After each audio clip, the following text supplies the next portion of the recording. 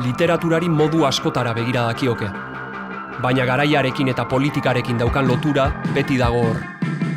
Zeri buruz idatzi, nola idatzi eta zertarako, beti dira funtsezko galderak. Gu ohartu zeinez. Garai berriek gai berriak ekartzen dituzte. Kontatzeko modu berrien bila abiatzen dira idazleak, motivazio berriei segika, galderak egitea da kontua. Gaur, Lugorrira ekarri dugu, Eider Rodriguez.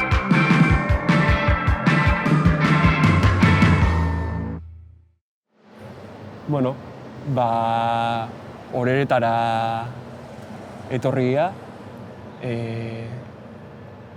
Zu hemen hasi zea, hemen inguru hontan horregatik leku aukeraketa hau baita ere. Haurtzaro hemen pasata eta bar, nola iristen zea, literaturara nola iristen zea?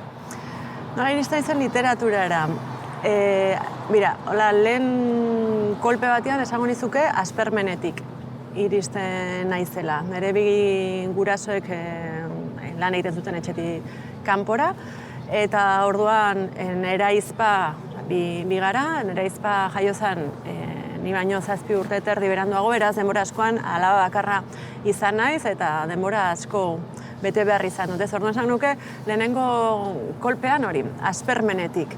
Gero, bigarren buelta bat emango banio galderari, esango nizuke, baita ere mundua ordenatzeko eta izendatzeko eta mina edo zinegona ulertzen saiatzeko edo kolokatzeko estrategia moduan.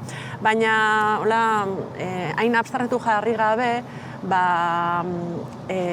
nire etxean bazeuden liburuak, baina batez ere, gogoratzen dut, Etxenik izenako liburu denda bat, Biterik kalean zegoen liburu denda bat, aspaldi desagertu zen. Hemen horeretan. Bai, hemen horeretan. Eta nera majuten zen astero pronto erostera, abiotzeko aldizkari hori, eta hango Andriak beti eskaintzen zian, ez zaikien euskeraz, baina beti nobedade bat eskaintzen zian, zekien irakurtzea, edo liburuak erakargarri zaizkiala, eta horrela irakurri nuen, Elkar eta Ereinek, esango nuke, publikazuten ia guztia, hola irakurri nuen.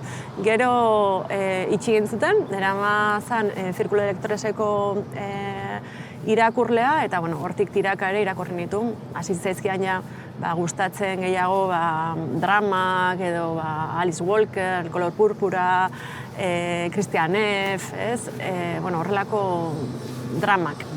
Eta hori eta gero, ikastolan ere irakurri nuen Atxaga Sarrion Handian etzako burua estandarazi zidaten bi idazle izan zera momentu hartan, 15 urterekin edo, eta ja hor iritsi nintzen Txalaparta argitaletxeko liburuak ezautzera, arpide egin nintzen, eta hor hasi nintzen, igual min drama horiek intimoak zirenak edo txikiak edo norbanakoarenak sozialagoak ziren beste drama batzuekin nahasten, eta hor irakurri nuen, netzagon ere heziketa literario, sentimental eta politikoa hortik etorri zen parte batean. Nik zer dakit irakurrita Miguel Bonaso, Mauricio Rosenkopf, Che Guevara, noski, zer dakit La mujer habitada, Yoconda Belli, Niako Autopramo, Edian Antato, Malika Mokeden, ez dakit.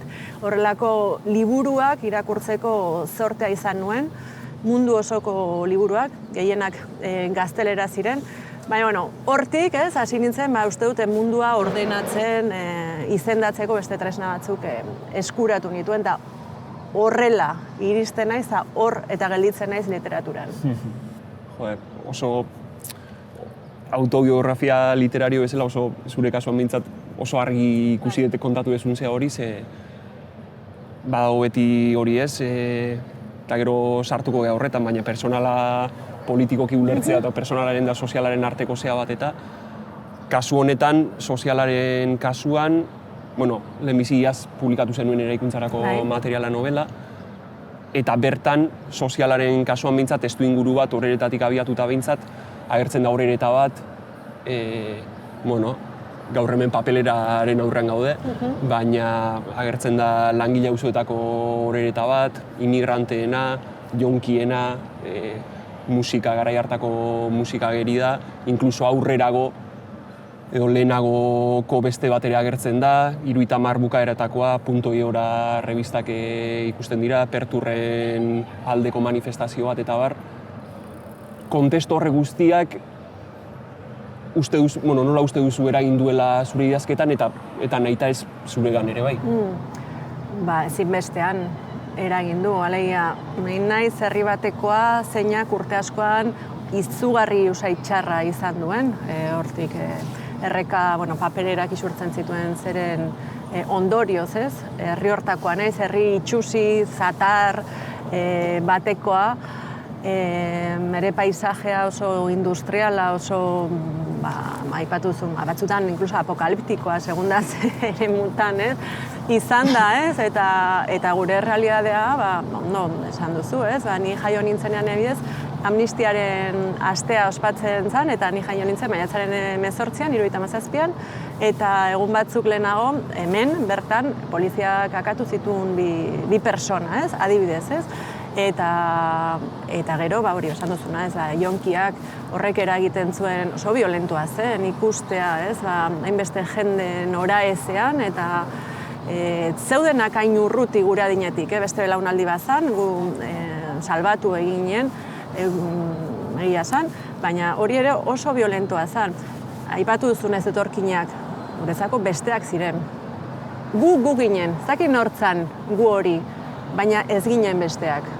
Bereizketa hori oso nabarmena zen horeretan garai hartan, eta gero esan duzuna, ez, hemen oso albistegietan zegoen etengabe, herri hau, eta hori, azkenean, hori bizi izan dugu hitz egiteko manera bat. Nik ez dut hitz egiten bat hizkuntzari dagokion partean, ez? Gu ez gara bizi, gu ez gara hazi euskaraz. Ikastolan ikasi dut, euskaraz ikasi dut ikastolan, bere etxean ez hitz egiten, eta lagun artean ere ez. Ordan batetik dago hizkuntza eta beste batetik dago hizkera. Ez da berdin hitz egiten horrelako herri batekoa zarenean, edo Azpeitikoa zarenean, edo Altzirukokoa zarenean, edo ez dakit. Beraz, horrek ezinbestean markatu nau, eta gainera, badaukat halako, uste dut, edukiz, ez? Nik idazte dudanean literatura edukiz markatu nahuela, ni personalki markatu nahuelako, baina estiloz ere bai. Estiloz ere bai. Edukiaren partean zentratuta oraingoz behintzat, gogoan daukat txalapartak editatu zuela 2011an okerrez banaiz, Belengo Pegiren hitzaldi bat, ez da gizenan, Estatu Batuetako nonbaiten emandako hitzaldi bat edo. Tiro bat kontzertuaren erdian, ez? Hori da. Euskeraz editatu zuela txalapartak eta zuk hitzaurre egin zeniola. Gopegik horre tiroa kontzertuaren erdian dagoelako metafora bat, berak esaten duenez, literaturan politikaz hitz egitearena, ez. Alegia, literaturan politikaz esplizituk hitz egitea eta politikoak diren, edo politikotzat hartzen diren gaiez hitz egitea dela, kontzertu baten erdian tiro bat joko bazen bezala, ez. Berak pixka bat, egiten durrelako gazte komunista baten papeletik eta kontatzen dut abar, baina akordatzen naizuk hitzaurrean, aipatzen zenituela Euskal Herrian bertan politikaz hitz egite horrek dauzkan berezitasunak eta abar. Bai, netzako, bere saiakera brillante bat da, ez? Stendhalen aipu batetik abiatuta egiten du, sortzen du izenburu hori, eta niri nuen suertea, ez? Gara hartan uste dute Mikel Soto zela txalapartako editore, berak enkargatu zidan hitzaurrea, ez? Egitekoa, eta hain zuzen ere berezitasun, euskal kasuaren berezitasunak aipan hitzan, ez? Orduan, berak egiten duna da, ez? Oso zaila da, gero oso zehatza da, gauza asko kontatzen ditu, orduan esaldi batera ekartzea zer egiten duen liburu hortan, zaila egiten zaitu, baina, hola azkar da izki esan da, esaten du, Belengo Pegik, egiantzekotasuna bahituta dago, ez? Orduan, ezin du, oso zaila da, diskurso hegemonikoek daukaten errelato hori zartatzea, ez? Orduan, zartatzen saiatzen zarenean, neutraltasuna buskatu duzunez, politikotzat jotzen zaituzte edo ezker diartzat, ez? Orduan, nik egin nuen horren, karri nuen hori euskerara, edo, Eta orduan, badakigu, ez? Azkenean, beltz batek idazten duenean literatura beltza egiten du, emakume batek idazten duenean emakumezko literatura edo femeninoa, edo orduan ezkertiar batek idazten duenean, egiten du literatura politikoa. Orduan, euskal kasuan zer gertatzen da? Gurean pilo bat idatzi da. Pilo bat, eta gainera gure idazle kanoniko, ez dakit guztiek, baina esango nuke baietz guztiek idatzi dutela politikaren inguruan. Eta politika esaten dudanean, hemen kontestu honetan ari naiz gatazka politiko garaikide horri buruz. Etari lotua, ordan, askok idatzi dute horri buruz. Oain, Atxagak, Saizar Bitoriak, Sarrionandiak, baina zeintzu dira politikoak? Atxaga oso gutxitan hartzen da idazle politikotzat, ez? Aldiz, Sarrionandiari, bai, egozten zaio, Izagirre, Jose Agustin Arrietari, Edorta Jimenezi, askori, ez? Egozten zaie zer? Idazle politiko, konprometitu, militante, ez? Hori, zergatik egozten zaie hori, ez? Azkenean adjetibatzea, ez? Hori da urruntzea literaturatik, ez? Batzuk egiten dute literatura universala eta beste batzuk ez. Beste batzuk egiten dute, ezkerrekoa den, militantea den, mezu bat zabaldu nahi duen. Bueno, badago liburu saiakera zoragarri bat, Rantzierrena, gaizki ulertua deitzen da, eta berak esaten du, bereizten ditu politikoa eta poliziala. Poliziala ez da hainbeste gorputz polizialari lotua, baina poliziala litzateke ezarritako ordenaren baitan idazten den hori, edo egiten den hori. Oso ona, bai. Izendatzeko modu. Bai, ez ere bai. Orduan, politikoa zer da? Ezarritako orden hori kuestionatzen duen, zalantzan jartzen duen guztia. Orduan, pixka bat hori urrazalera ekartzen ahalegindu nintzen zera hortan, eta nire ustez oso 2011an idatzi zen eta gauzak asko aldatu dira. Gero hitz egingo dugu pixka bat literatura universala zer izan daitekeen edo hori zerrek sartatzen duen eta baina gelditu nahiko nuke pixka bat, uste izan duzun aldaketa edo zertan aldatuen eta nabarmena delako badela, azken garai honetan behintzat Euskal Herrian bizi dugula horrelako krisi politiko deidakioken zerbait behintzat, ez? Krisi kulturala ere izan daitekena eta hainbat krisi biltzen dituena, ez? Eta inor gutxik ukatuko du horrekin literaturan ere eragina badukala. Bai, ados nago, orduan hori gertatzen ari da hemendik kanpora Euskal Herrian baina esan nuke hemendik kanpora ere bai. Igual gurean lotzen da zehazki, etaren sueten disoluzioarekin ez, eta orduan uste dut horrek eragin izugarri handia eduki duela baita giroan, eta baina ugari gara kulturaz eta literaturaz eta dudari gabe hortan ere bai. Ez hainbeste igual, ez bakarrik 2011an lehenagotik hasi zen hori, nik uste dut kozinatzen eta ikusten ziren hainbat gauza, ez? Orduan, esango nuke, ordura arte gatazka politikoaz idaztea mast bat zela euskal literaturan, eta gainera hala aldarrikatu izan dute hainbat idazlek eta hala eskatu izan zaio, batez ere kanpotik euskal literaturari, idatzi behar duzu hontaz, eta hala izan da. Orduan, nik, uste dut mugitzen joan dela fokoa, ez? Leheno idazten zen gatazka politikoa zeitaren bueltako gatazka politikoa asko zentratuz fokoa hor, etako militantea, edo polizia bat, biktima bat, hor, gero joan da fokoa zabaltzen. Eta hori izango nuke, azken 2000-tik aurrera, ez? Da, orduan, ordura arte denak ziren hori, ez?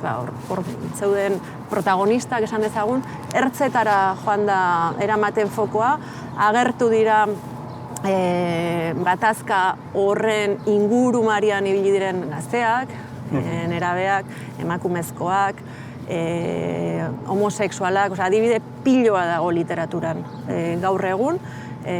Nahizu adibideak ematea, ez dakit, adibidez esaten nahi nez. Niretzako aldaketa nabarmen bat izan zen Lagun Izoztua, 2000 bat argitaratzen da, ez?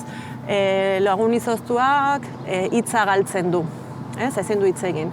Hitza jartzen diote emakumezkoek. Hori gauza berria da. Egin zuten lehenago, Arantxa Urreta Bizkaiak egin zuen, Laura Mintegik egin zuen, baina oso adibide gutxi daude, 2000 bat baino lehen, Arkaitz Kanok egin zuen, Asea Blusen ere bai, oso adibide gutxi daude. Batez ere idatzia gatazkaz, gizonezkoen ahotsari erreparatuta. Orduan, hor gertatzen dena da mugimendu bat, eta hasten da emakumezkoek nola ikusten duten gatazka, nik zer dakit, atertu arte itxaron, adibidez, lamunizatzen aipatu, aurre gazteek, gerra txikia, gaixoek, etxeko hautsak, homosexualek, Juanjo Lasagarraren lanak, turista klasea, zabalduz joaten da, gatazkari behiratzeko modua. Eta azken urteetan, azken krisiak, aipatu duzu krisi hori, Minan, adibidez, izan da zera bat, bomba bat, euskal literatura, krisi migratorioak, adibidez, beste toki bat hartzen du. Por supuesto, genero rolen apurketak, feminismoak hor dana zartarazi du eta ekarritu gai berriak, ahots berriak, personaje berriak, eszenatoki berriak, literatura hartu dute, literatura zabaldu dute, krisi gehiagok ere bai, ekologikoak, ez hainbeste ekonomikoak, ez hainbeste landu, esango nuke, etortzen zait autokarabana, argiantza igual sartuko nuke, Peio Lizarralderen hor, Txaro Bordaren, baina hainbeste ez, baina uste dut geroz eta toki gehiago hartuko dutela, eta gainera korapilatuta edo trentzatuta etorriko dira krisi horiek eta etortzen ari dira, ez? Eta hori interesantea iruditzen zait. Hala ere, pixka bat ados egonda, esan duzun horrekin, eta gainera launizoztuaren kasua aipatu duzu, eta aipagabe behintzaten nuke utzi nahi zuk zeuk egindako azterketa gura itsasoa da bideo bakarra. Non horrelako analogia nire ustez oso azertatu bat egiten den, Sarrion Handiak nola erabiltzen duen itsasoaren simboloa, eta haren garapenak nola daukan bere, eta Euskal Herriko garapen politikoarekin lotura batez. Aipatzen zenuen nolabait, politikotasuna beste leku batzuetara eramaten dela, segurazki baita ere pertsonala den hori politizatzen dela, edo garai batean politikotzat hartzen ez den hori politizatzen dela, baina era berean, iruditzen zait horren beste parte bat dela baita ere, pertsonalera joatearen hori badaukala kolektibotasun handi batzuen galerarekin ere lotura, eta ez dela aipatu gabe utzi beharrez. Launizoztuan bertan, horrelako, ez da inola esan, eredu narratibo bat, ni gero beste leku batzuetan, adibidez, gero Janis Joplinen adibidez ikusten nuena baita ere, ez? Gatazkatik datorren personaje bat, nolabait minoiek gatazka bukatu ondorengo minoiek kudeatu behar dituena, eta bilatzen duena, lasaitasun pertsonal batean adibidez hor babes bat, ez? Gero burura etortze ditzaidan baita ere, kolektibotasunaren galera horrekin eta horrela, orain adibidez Igor Elortza bere proiektu berrian esaten, eta defendatzen gutarraketik nitarrakera pasa behar dela, Jon Benito esaten obiedade badena, baina geroz eta zailago zaigula ni eta gu horren arteko territorio hori edo. Orduan, pertsonalera bueltatze horrek badaukala baita ere, nahiz eta pertsonala den hori politizatzen den eta gai politiko berriak ateratzen dituen, kolektibotasun handi batzuen galera ere islatu dezakela eta agian elikatu dezakela baita ere ez. Bai, horrek beldurra ematen du. Eta are gehiago gure bezalako komunitatea normal batean, ez? Non dana da hain prekario eta hain auskor eta beldurra ematen du. Ni goratzen naiz, lehen esnatzen ginela eta periodikoa behiratzen genula zer gertatu zitzaigun jakiteko munduari zer daitzen. Eta gaur egu esnatzen gara zer gertatu zaidan jakiteko, ez? Orduan zer esan dute nitaz, ez? Ari naiz karikaturizatzen, pixka bat hori izan da, ez? Orduan, aipatu dituzun adibide horiek uste dut horren berri eman dezaketela, bai lagunizazioak eta bai Janis Joplinek, baina era berean, bai Eusko Alberdiren ibilbideak beste norabidea hartzen du, Sarrion Handiarenak ere bai, ez dira hor gelditzen, ez dute egiten aldarri bat individualtasunarena, gero esan ez dute ez dute biztatik, benetorri da Moroa gara Belaino artean, tratatu, dendostekoaken ez du hori bakarrik egiten Eusko Alberdi, gauza zabaldu egiten du asko prisma, ez? Orduan, uste dut, batozela oso garai gogorretik, gotorretik ere bai, eta ulertzen dut, eta gainera uste dut beharrezkoa zela eta dela geldialdi bat egitea, eta, bueno, igual ni horri ere arnaz bat ematea, orduan uste dut bidea ikusi behar dela, ez bakarrik obra jakin batzu momentu batean, baizik eta horrek nola eraman gaitzak, baina guk ezin dugu bistatik galdu, inolaz ere kolektiboa, bestela ez daukagu zer eginik mundu hontan. Bueno, iaz 2021 batean publikatu zen Eraikuntzarako materiala, zure azken novela, urtebeteko distantziatik, ze sentipen liburuarekin? Ze sentipen? Agian distantzia hori behar izan dut berriz ere gerturatzeko liburura. Oantxe hasi naiz, orain dela gutxi hasi naiz igual irakurle taldeetan da horrek pixka bat parte hartzen. Eta, bueno, ona, egia da liburu bat publikatu nuenean, liburu guztiek, mate izute beldur, nari behintzat, beldur estaniko pixkatekin, honek baditu berezitasun batzuk beldur horri beste dimensio bat ematen ziotenak, baina egia esan oso erra esgunda dena eta ez da zetolako ondo. Impresio ona, orain aritu naiz itzulpena egiten, da beste toki batetik hurbildu natzaio, liburuari eta beste toki batean ere kokatu dut eta ondo, gustora, konforme, esango dugu, konforme. Distantziarena uste dut interesgarria dela justu behintzat liburu honetan, eta gehiago liburuan bertan zentratuta, eta liburuan bertan esaten duzulako adibidez, agian hasieratik dena hizkuntza arazo bat zela ez. Eta, bueno, niri oso presente eduki dudana izan da, edo behintzat irakurtzerakoan iruditu zait, hizkuntzari buruzko liburu bat ere badela, ez bakarrik hizkuntzaren gaia lantzen duelako badiez elebitasunarena inkluso lantzen duela, baizik eta idazteko modua eta bai minaz nola hitz egin ezin denaz nola idatzi, gai hori guztiak lantzen direla behintzat testuan bertan, eta zentzu horretan iruditu zait oso garbi dago bereizketa klasiko hori literaturaren oinarrian dagoena, ez? Esperientzia gauza bada, baina eta artifizio literarioa beste bat, ez? Esperientzia kontatzea beste bat. Bai, eta hizkuntza ere hori da, azkenean erabiltzen dugu errealitatea kontatzeko, baina erabat artifiziala da, hizkuntza, ez? Bestela onomatopeien bidez hitz egin beharko genuke, ez? Baina dena konsensu bidez, honi hola dituko dugu eta denok deitzei horrela, eta indezakeguna da matizatu, zalantzan jarri, hor ibili ez, eta saiatu askotan zirkulokioen bidez iristen esan nahi dugun hortaren etzako, gai oso importantea da, hizkuntzarena, hizkuntza idiomatikoa, euskera, gaztelera, frantsesa, hori, eta ero mintzaira, lenguaia, orduan oso presentau. Biak ala biak, liburuan nola kontatu ezin dena, edo ustez kontatu zitekeela uste zenuen hori, nora eraman zaitzake hizkuntzak, ez? Eta lor dezakezu hizkuntzaren bidez kontatu nahi dezun hori, heltzea, harrapatzea. Bueno, literaturaren historia hori horren bueltan, zeratu da, bai, oso presente eukideten zera bat izan da, dena da hizkuntza arazo bat, eta, badaude horri buruzko hausnarketa txiki batzuk, eta baina honetzako temazoa da. Eta esan bezala testuak berak, edo kontatzeko moduak berak azalerazten ditu auzi horietako asko behintzat, eta zentzu horretan iruditzen zait, zuk esan dezuna, literaturaren historiaren oinarrian dagoen auzia da, eta iruditu zait, liburu abanguardista bat dela zentzu klasiko batean alegia. Errealitatea kontatzeko moduen bilaketa bat ikusten dela, ez? Errealitate bat nola kontaturen auzi horri heltzen diola liburuak, ez?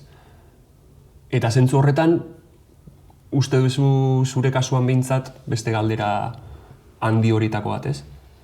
Kontatu nahi den horrek inposatzen duela kontatzeko modua edo gehiago da bilaketa eta esperimentazio kontziente zera bat bakarrik edo kontatzeko modua inposatzen du kontatu nahi den horrek?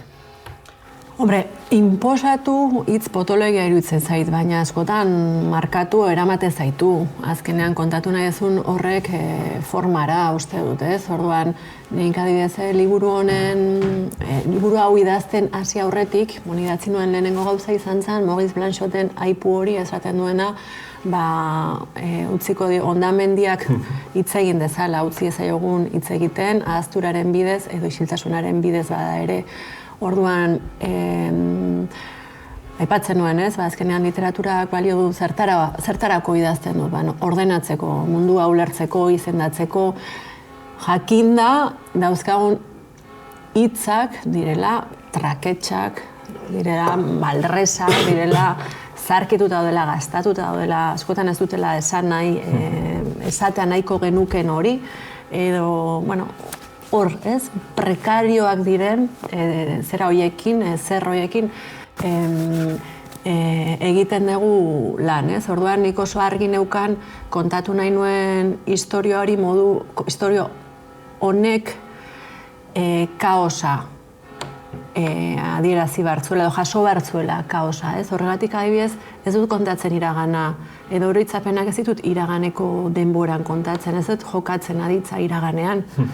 Ze hori litzateke modu linealegia eta ordenatuegia, hondamendi hori, hondamendia ez da gertatzen modu lineal eta modu ordenatu eta modu estrukturatuta ez. Gertatzen da, bomba da, ez? Orduan nola jaso hori, ez? Orduan, bai, kasu honetan, niretzako forma izan da, edukia kontatzeko modu importante bat, ez? Eta horregatik, puska horiek, registro diferenteak, testura diferenteak, oinoarrak, zerrendak, gutunak, persona aldaketak, ez? Horrek hortan lagundu dit, eta ez da bat ere estrukturatua izan, zentzu hortan, bai, arrazoia amate izu, bai.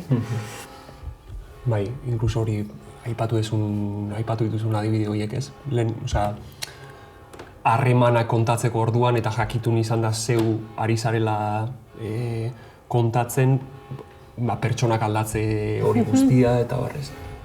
Harremana bintzate aita alaba, harreman zentrala bintzat liburuaren aita alabarena da.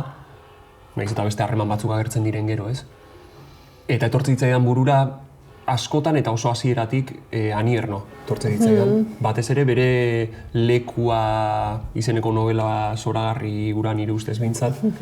Saiatzen dena baita ere kontatzen bere familiaren historia bat, bere aitona amonak eta nola landatik hirira doazen. Eta beste zure obrako beste lan batzuetan ere bai, baina honetan batez ere gogoratzen nintzen liburu horretaz baita ere.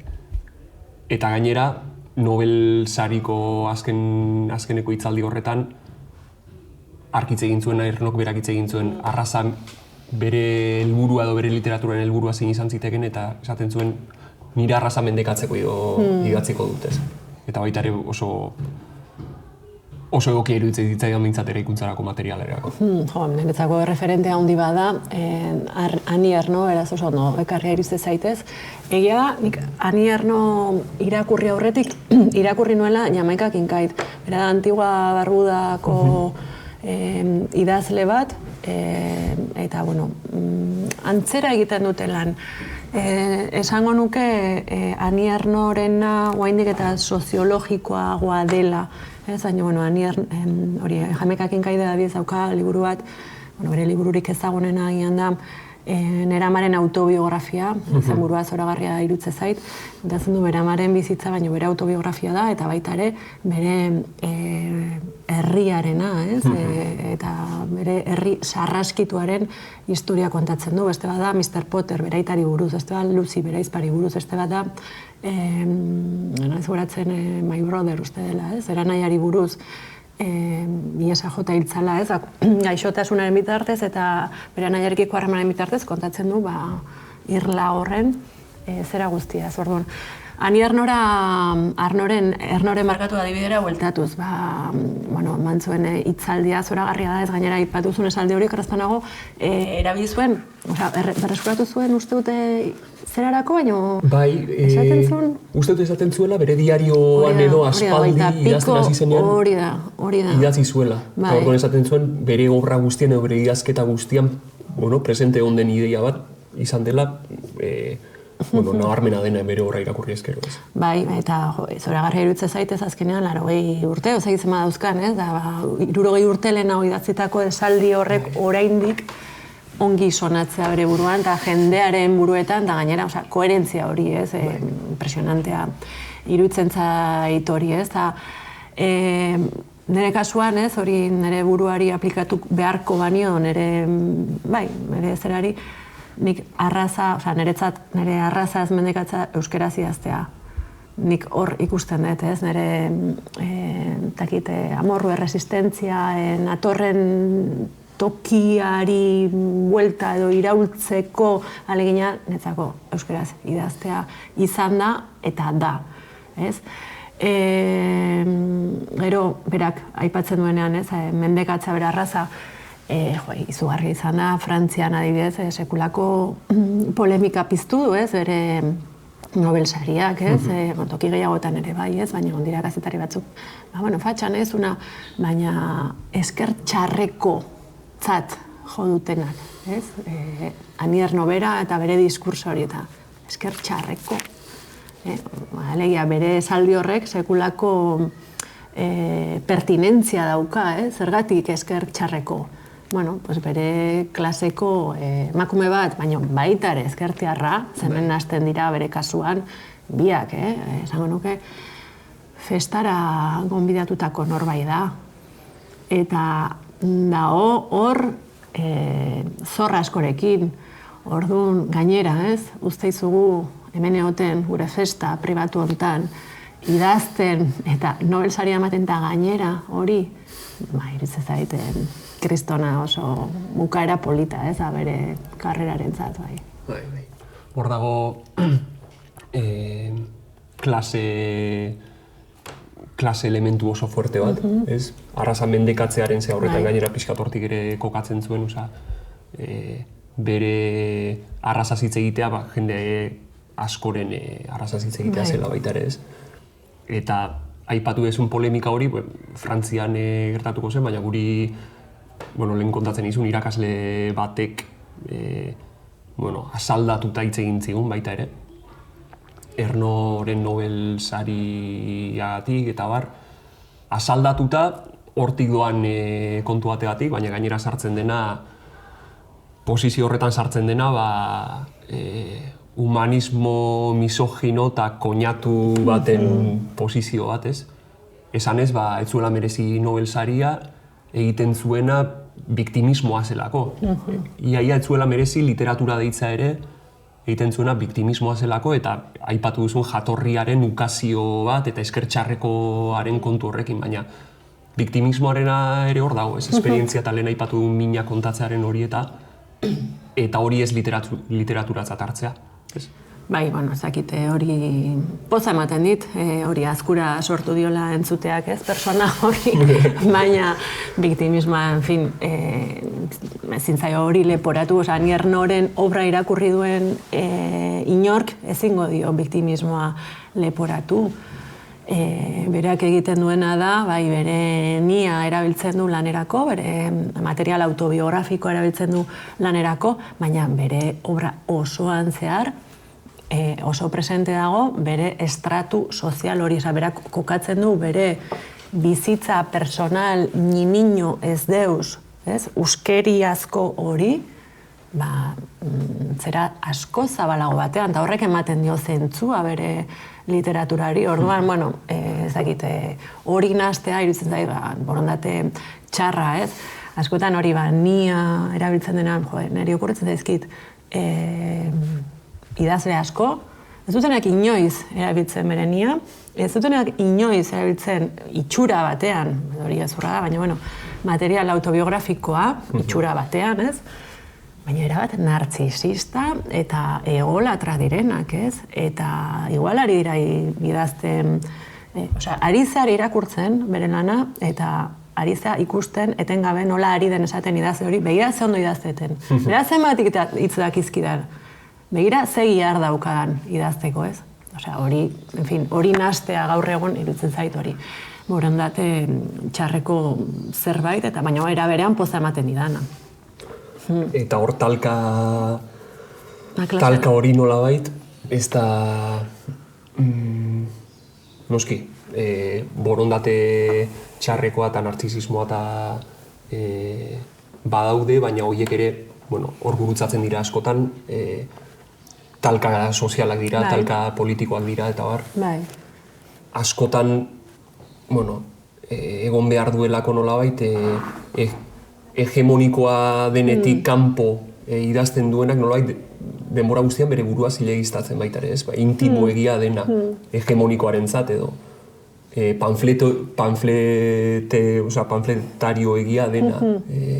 Lehen aipatu ditugu baita ere bestelako idazketa batzuk, baina gainera egon beharra bere burua zilegiztatzen eta talka hori daukaten oinarri politikoa baita ere, ez? Hori Terry Geltonek dauka kriston esaldia horri buruz, ez? Askotan erabili izan dut, ez? Baina ideologia da alitosia bezalakoa, ez? Bakarrik nabaritzen da urkoarena. Ez norberena ez da ikusten, ez? Orduan horrek laburbiltzen du nire ustez hori, ez? Claro, zer da universala, zer da neutrala. Hortik ateratzen den guztia, adjetibatu beharra dago. Gutxiesteko, menosteko, aspiratzeko, ez? Borroka hortan bizi gara, bizi izan gara eta biziko gara. Eta, zorionez ere, azkenean talka horrek ematen du beste toki batzuetara joteko aukera, indarra eta amorroa, zergatik ez, hori ere ematen du. Zan nahi nun gauzat leheno klaseari buruz galdetu jazunean, da aztu egin zait aipatzen zenidan, ez zani adibidez, liburuan aipatzen nuen, ez eraikuntzarako materialan, pasarte batean aipatzen nuen, ez langile famili batetik nator, eta netzako irakurketa eta idazketa izan zan desklasatzeko modu bat, ez da klasetik urruntzeko modu bat, nik ez nuen horkoa izan nahi, nola baitere, nahi nuen urrundu, toki hortatik beste toki batzuetara joan, eta paraogikoki irakurketak eta idazketak, batez ere irakurketak lagundu zidan, ekarri zidan kontzientzia hartze basati bat, nor nintzen eta nondik nentorren. Segurazki ordurako aldenduta nengoen, baina horrek ekarri zidan era berean ez aztea inoiz hori, nungoa nintzen eta nondik nentorren, ez? Orduan, ez da inkontrolagarria. Bai. Uste dut oso pertinentea dela. Aipatzen eginan zea guzti horrekin, ernok erabiltzen duenean mendekatzea, egozten diotenean jatorriaren ukazioa edo eskertxarreko izatea dela gaizki ulertutako kritika, posizio kritiko bat. Klase terminotan adibidez esaten ari zaren zea horretan, ez?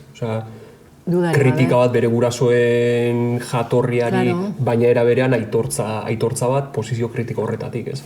Eta, genuen euskan galdera horiek buruan, baina hori ikusten nuen beste, buruan neukan adibidez bihotz handiako ipuin bat eskuen zera baita ere pixkate bazegoena amarekin, belaunaldi arteko eta modu batean klase arteko zea bat, dialogo bat edo zea bat irikitzen zena baita ere, eta ikusten nuen zea hori baita ere, ez?